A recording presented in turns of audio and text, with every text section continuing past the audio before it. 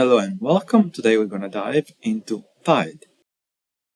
Honestly, I despise this kind of content and I've been avoiding it ever since they added the new stages. But recently I've tried to make some progress and I looked around for resources. However, everything I could find was spreadsheets or data regarding the max battle power that champions can reach or have reached on somebody else's account. Quite frankly, I don't see any use for that. This, for example, is what I found on my guild's Discord. Now, this is not base. This is what they've reached on somebody else's, the battle power they reached on somebody else's account. And I don't see any use for this because every account is different, and probably on their account they probably have godlike gear or maxed out pantheon, and quite frankly I don't have either. To me, using that kind of information is like needing a blood test and one of my mates handles me his results. Now, I understand that it's still blood and it looks official, but it doesn't tell me anything about my body. Same goes for those kind of information, those spreadsheets. They tell you what they can reach, their potential, but not how useful they are to you, to be honest. And I can see that kind of information having some sort of utility. If resources were scarce, you had to cherry pick what champion to level up next, but this is not the case in this game. Even then, their battle power is still misleading. I believe that a base battle power for every level of awakening would be more useful rather than that. Now, Tide is the sort of gameplay where basically the higher card wins. But despite that, I decided not to regear my champions for this content specifically, and I'd rather clear stages and progress organically. So whenever my battle power reaches the suggested one, surpasses that one, I'm gonna clear out stages. I'm not gonna try and force, pushing higher stages. And this is because I don't think all the rewards offered in here are worth it, to be honest. These are the kind of resources we can get, for example. Now, this is what we can get daily. And these are self-serving because they're only useful in Tide. And I don't think these are anything worth it. These are nothing, basically. This is nothing as well. 18.5k gold is, I don't know, laughable. And 70 stamina probably is nice.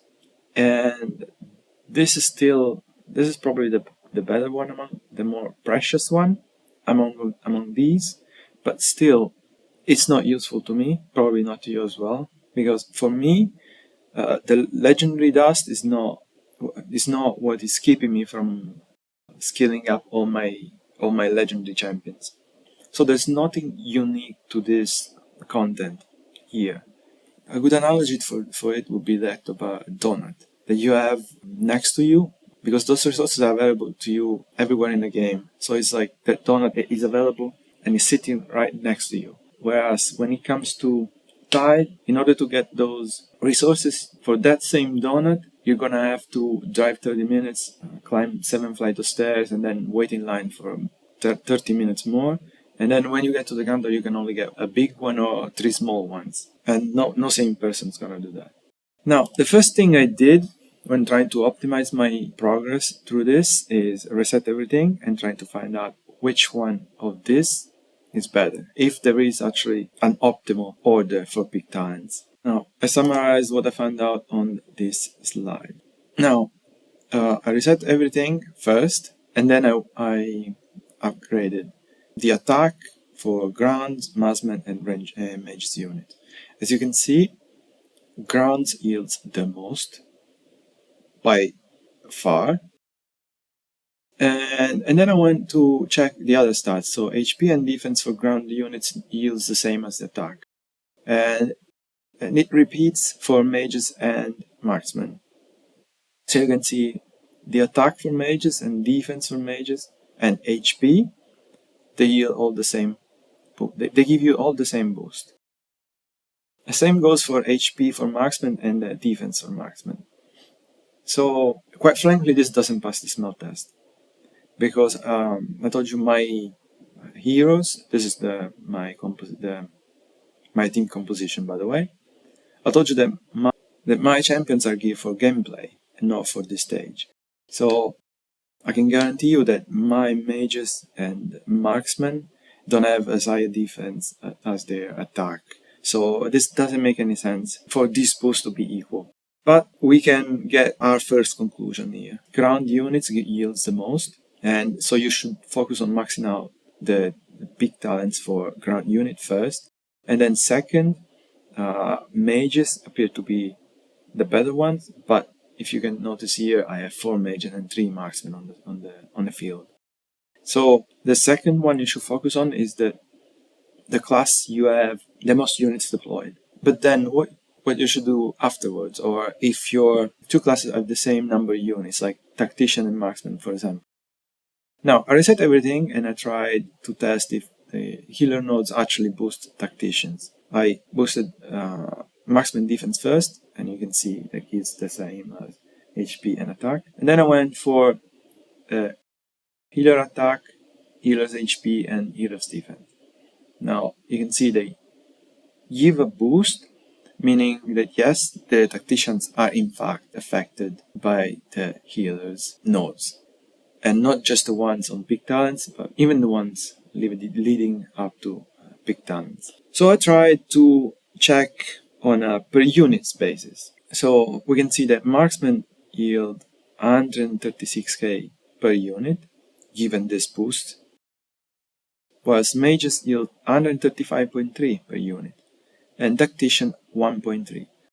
Now, I should probably mention that whilst tacticians are affected by healer nodes, they're not likely affected by mages and marksman nodes, because it's so close.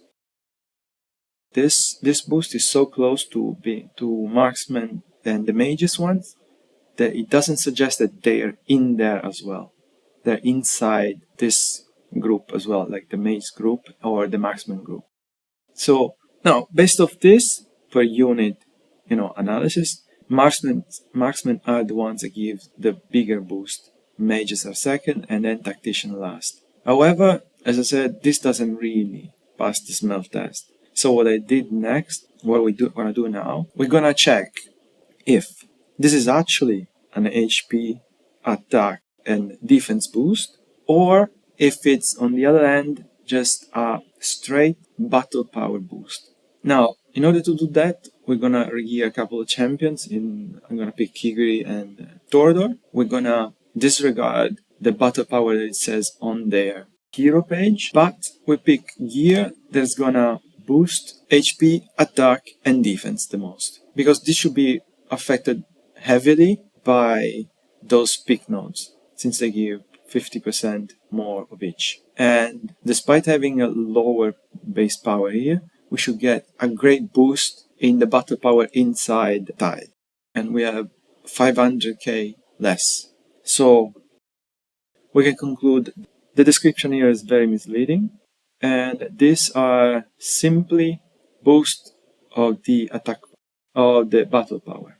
They have nothing to do with the actual stats of our champions. So, given that there is a battle power boost, perhaps we should reconsider which unit should we focus second after ground. Given that ground should be first, all the nodes should be first, and then second you should go for the class that you have more units deployed.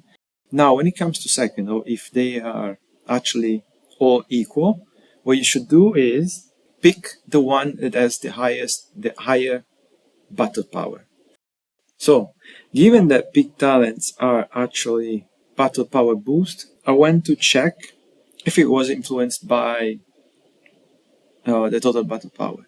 This is the battle power of my marksman, which is average 96k. My mage's average is 93k. This is why it gives us that the marksmen are a better choice, because their battle power on average is higher. This was my tacticians. The tacticians' average battle power. As you can see, You see the total is lower, and so what you should do is to focus the highest total when you have the same numbers. Now to confirm,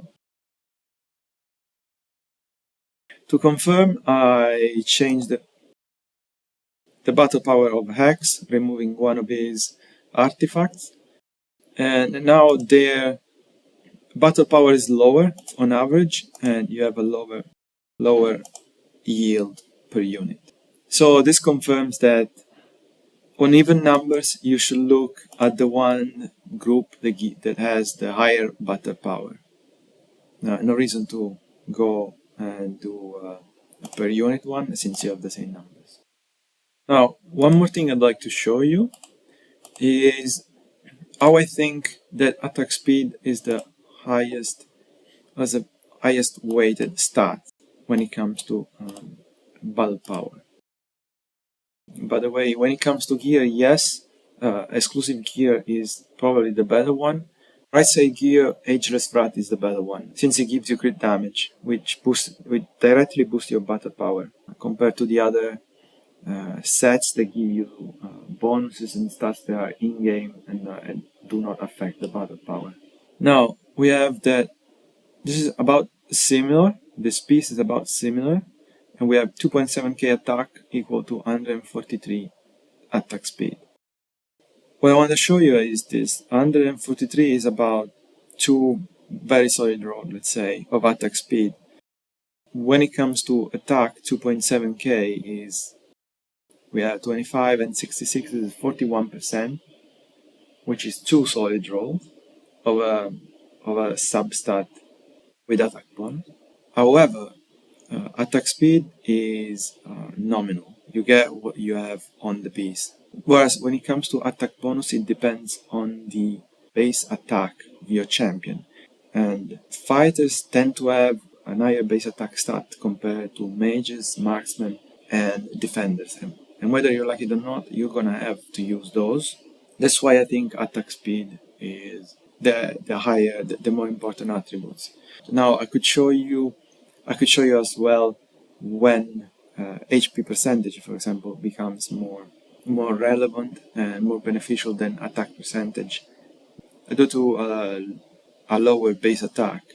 Or we could move on to crit damage and check how that is weighted inside the battle power calculations. Or we could go back to the rewards and analyze how bad even the threshold rewards are, and how in it is not really a champion, but from clearing everything, but a badge in the best case, and a badge and the paradox in the worst case. But all this will be only for curiosity's sake, without bearing any real tangible benefit. And quite frankly, I've been at this all day, I'm tired, I'm famished, and I'm gonna have to drive 30 minutes, climb 7 flights of stairs, and then wait in line for 30 minutes more, only to be able to get one big donut or 3 small ones. So I'm thankful for you being here and appreciate you staying until the end, but I have to go now. Before you leave, please consider liking and subscribing the video if you like the content, but whether you do or you don't, you're still a legend to me. So, thank you, and I'll catch you on the next time. Ciao. Where are my keys? Good lord, my keys!